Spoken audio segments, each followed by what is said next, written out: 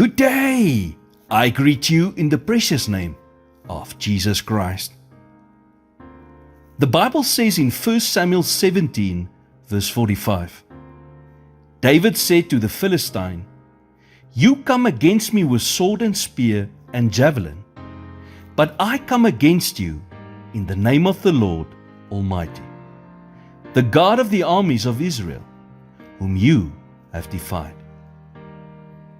David did not wait for perfect conditions. He did not wait for the approval of the army, and he did not wait for the fear around him to disappear. While others stood in fear of the giant's size, David stepped forward in faith. He saw the same person in front of him as the others, but he believed something that the others forgot: that the battle belonged to the Lord. What made David different was not what he had in his hand, but who he had in his heart. He took what he had, which was just a sling and a few pebbles, and trusted God to provide the rest. He didn't wait until he had a better weapon or more training. No, he moved in obedience with what was already in his hand. That's what faith does.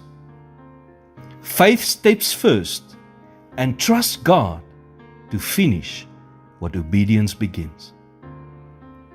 God often waits for us to give the first step before He shows His power, because He wants us to trust Him.